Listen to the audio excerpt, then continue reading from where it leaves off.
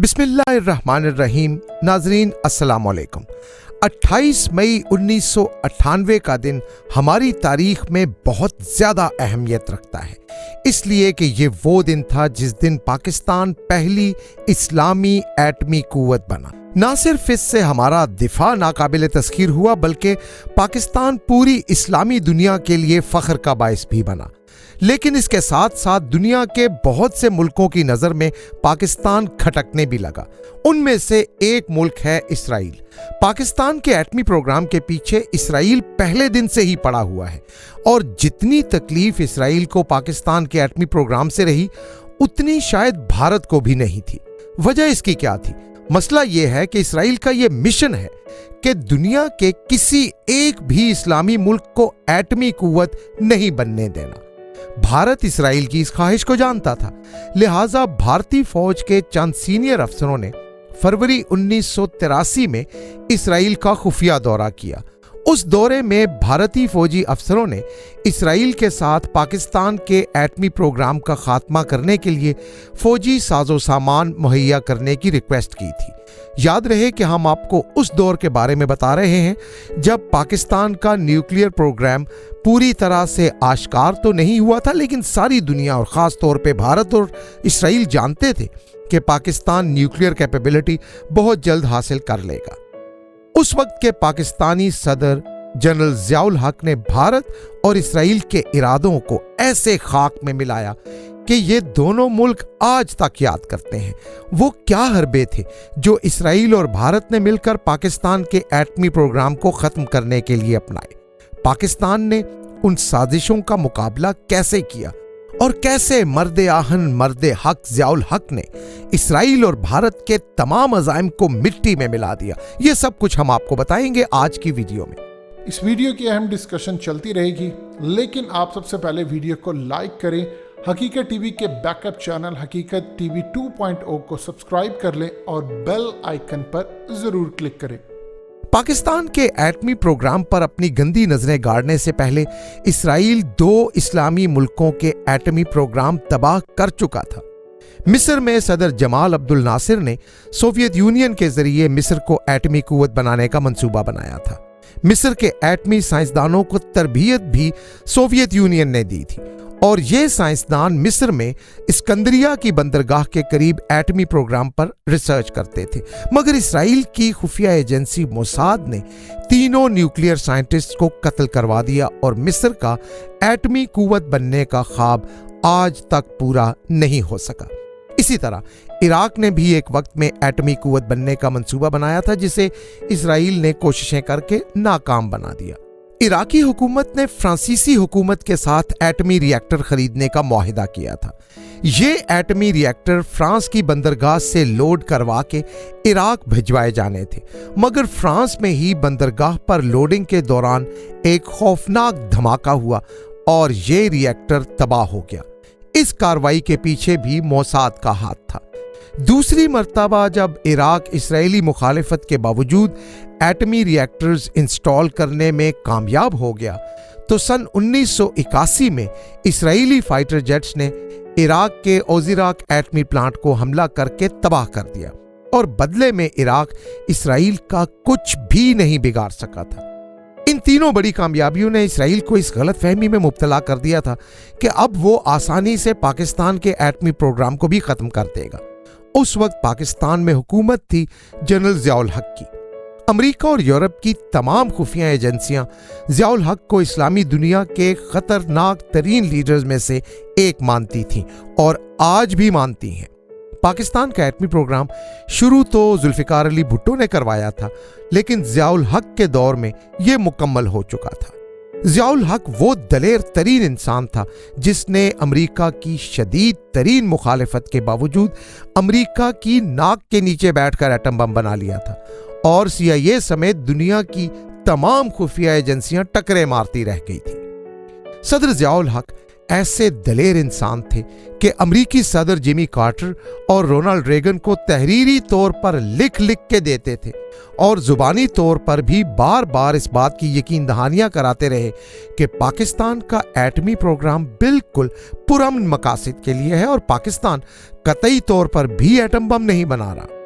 کم از کم 10 سال تک کا عرصہ ہم نے امریکہ کو بے وقوف بناتے گزارا اور ہر مرتبہ امریکہ کو یہ یقین دہانی کروائی کہ جناب آپ کے ہوتے ہوئے ہمیں ایٹم بم کی بھلا کیا ضرورت ہو سکتی ہے۔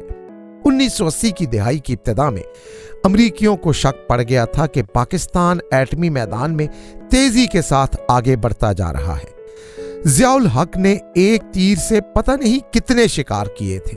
افغانستان میں سوویت یونین یعنی آج کے روس کے خلاف جنگ جاری تھی۔ بظاہر پاکستان اس جنگ میں روس کے خلاف امریکہ کی مدد کر رہا تھا۔ بدلے میں ایک طرف ضیاء الحق امریکہ کی مخالفت کے باوجود ایٹم بم بنوا رہا تھا۔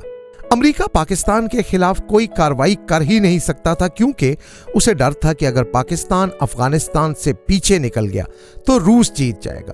لہٰذا پاکستان منہ سے امریکہ کو یہی کہتا رہا کہ کوئی بم نہیں بن رہا۔ 1981 کے موسم سرما میں امریکی اسٹیٹ ڈپارٹمنٹ نے انٹیلیجنس کی بنا پر اندازہ لگایا کہ اس وقت پاکستان ایک کارآمد بم بنانے کے قابل ہو چکا ہے۔ تبھی اسرائیل میں بے حد بے چینی پھیلنا شروع ہو گئی۔ پھر کہوٹا پلانٹ سے حاصل شدہ افزودہ یورینیم سے پتہ چلا کہ پاکستان 1983 میں ایٹم بم بنا لے گا تو اسرائیل میں صفِ ماتم بچھ گئی۔ اسرائیلی دباؤ پر امریکی وزیر خارجہ جارج شولز نے امریکی صدر رونالڈ ریگن کو خبردار کیا کہ پاکستان کو روکا جائے۔ جولائی 1982 میں ریگن حکومت نے CIA کے سابق نائب سربراہ جنرل ورنن والٹرز کو جنرل ضیاء الحق کے پاس بھیجا کہ بتا کر آؤ کہ امریکہ کو پاکستان کے ایٹمی پروگرام پر بڑی تشویش ہے۔ پھر 1986 میں آرمز کنٹرول اور ڈسارمامنٹ ایجنسی کے ڈائریکٹر کینتھ ایلڈمن نے بھی وائٹ ہاؤس کو خبردار کیا کہ پاکستان اپنا ایٹمی پروگرام آگے بڑھاتا جا رہا ہے۔ اس کے بعد 1987 میں سینئر اسٹیٹ ڈپارٹمنٹ آفیشلز نے لکھا کہ جنرل ضیاء ایٹمی پروگرام کے معاملے میں اپنی حد سے تجاوز کر رہے ہیں۔ غرض اسرائیل کا بس نہیں چل رہا تھا کہ کسی بھی ممکن طریقے سے پاکستان کو ایٹم بم بنانے سے روک دے۔ دوسری طرف ضیاء الحق جان بوجھ کر روس افغان جنگ کو لمبا کروا رہے تھے تاکہ اس عرصے میں پاکستان ایٹم بم بنا لے، کیونکہ وہ جانتے تھے کہ جیسے ہی روس افغان جنگ ختم ہوئی امریکہ پاکستان سے آنکھیں پھیر لے گا، لہٰذا وہ تیزی کے ساتھ کام مکمل کروا رہے تھے۔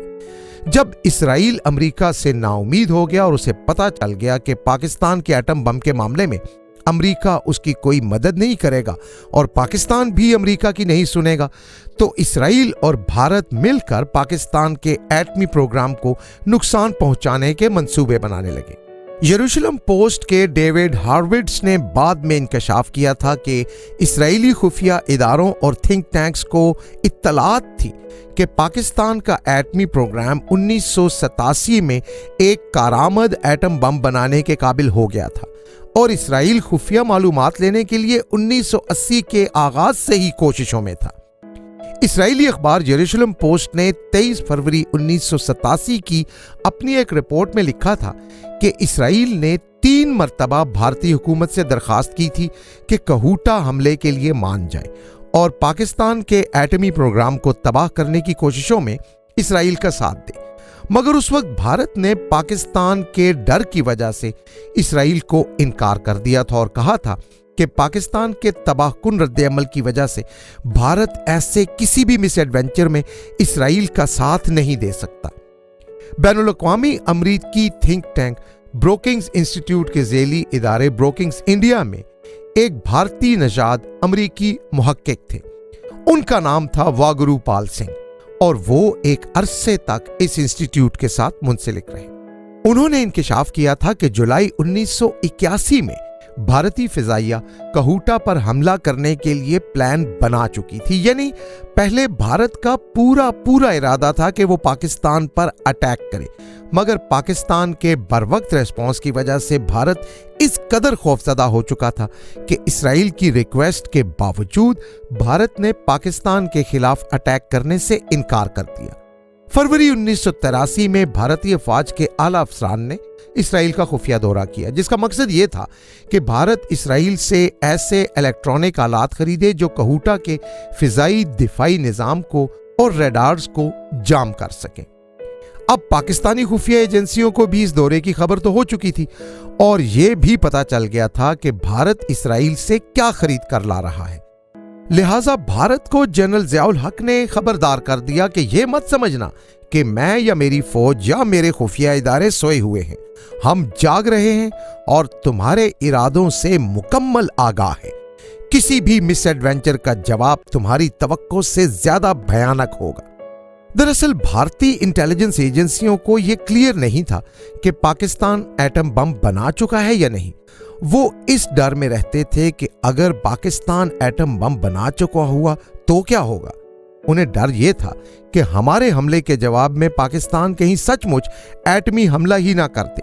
सो अगले 3 साल तक वो बिल्कुल खामोश रहे। ताहम 1984 में भारत ने एक नापाक मंसूबे के तहत इसराइल को पाकिस्तान के एटमी प्लांट्स पर हमले के लिए अपने फॉरवर्ड बेसिस देने की पेशकश कर दी। मंसूबा यह था कि इसराइली तैयारे भारतीय एयरपोर्ट से उड़कर आएंगे और कहूटा रिसर्च लैब्स पर बमबारी करके वापस चले जाएंगे। पाकिस्तान को इस खौफनाक मंसूबे का पता फौरी चल गया। ज़ियाउल हक ने भारत को पैगाम भिजवाया कि तुमने हमला करना है तो आ जाओ, हम बिल्कुल तैयार बैठे हैं। तुम्हारी इस हरकत के जवाब में पाकिस्तान तुम्हारे भाभा और ट्रॉम्बे के एटमी रिएक्टर्स तबाह कर देगा। पाकिस्तान के पास 1983 में F-16 तैयारे आ चुके थे और पाकिस्तान के एतमाद के बुलंद होने की भी यही वजह थी। पाक फिजाइया के साबिक सरबरा air chief marshal Anwar Shamim Khan ने भारतीय एयर चीफ को पैगाम दिया कि F-16 भारत की दोनों तंसीबात तबाह करके वापस पाकिस्तान लौटने की भरपूर सलाहियत रखता है, और यह पैगाम भी ज़ियाउल हक के कहने पर दिया गया था। इसके साथ ही ज़ियाउल हक ने पाकिस्तान एयरफोर्स के जहाज़ों को अलर्ट करवा दिया और कहा कि हमने भारत को हमले से नहीं रोकना, बल्कि उसके तैयारों को पाकिस्तानी एयर स्पेस में तबाह करना है ताकि हमें भारत पर हमला करने का कानूनी जवाब मिल सके। लिहाजा ज़ियाउल हक ने पाकिस्तान एयरफोर्स के 3 स्क्वाड्रन्स को तैयारी का हुक्म दिया। एक स्क्वाड्रन के जिम्मे लगाया कि तुमने पाकिस्तानी फजा में दाखिल होने वाले भारतीय और इसराइली तैयारों का सफाया करना है।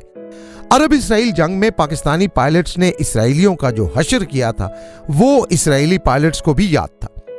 दूसरे स्क्वाड्रन के जिम्मे यह लगाया गया कि तुमने हर हाल में भारत के दोनों एटमी प्लांट्स को मलियामेट करना है, जबकि तीसरे स्क्वाड्रन की जिम्मेदारी यह थी कि तुमने इसराइल जाकर इसराइल के डेमोना एटमी प्लांट को तबाह करना है।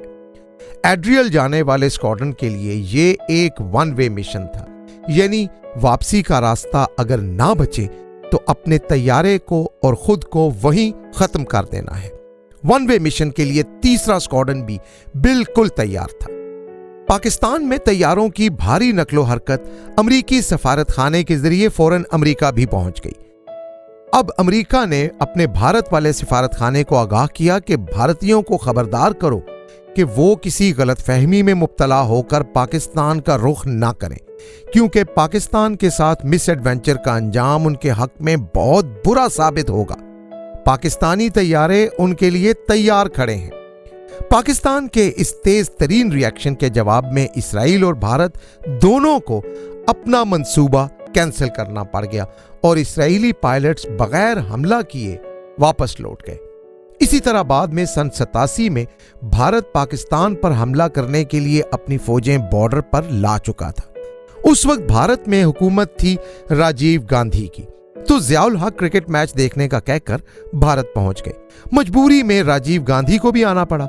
उस मौका पर ज़ियाउल हक ने राजीव गांधी को कहा कि राजीव, मैं जानता हूं कि तुमने अपनी अफवाज को लाइव एम्यूनेशन जारी कर दिया है। मैं एक फौजी हूं और मुझे पता है कि फौजियों को लाइव एम्यूनेशन जंग के लिए जारी किया जाता है। तुम देख रहे हो कि पाकिस्तान अफगानिस्तान की जंग में उलझा है, लिहाजा तुम पाकिस्तान पर हमला करना चाहते हो, लेकिन मैं भी तुम्हें यही बताने पाकिस्तान से भारत आया हूं कि हां, हम अफगानिस्तान की जंग में उलझे हुए तो हैं, इसलिए तुम्हारे साथ कोई तवील जंग नहीं लड़ेंगे। अगर तुमने जंग की तो ये एक गैर रिवायती जंग होगी और उसके बाद दिल्ली, कलकत्ता और बंबई जैसे शहरों के नाम सिर्फ तारीख की किताबों में रह जाएंगे। जो लोग इस मौका पर मौजूद थे वो बताते हैं कि यह सुनकर राजीव गांधी का रंग उड़ गया और उसके माथे पर पसीना आ गया। जियाउल हक के वापस आने के बाद भारत अपनी फौजें पाकिस्तान के बॉर्डर से पीछे हटा चुका था। जियाउल हक एक ऐसा दलेर लीडर था जो सिर्फ एक बयान देकर अमेरिका और भारत के ऐवान हिला दिया करता था।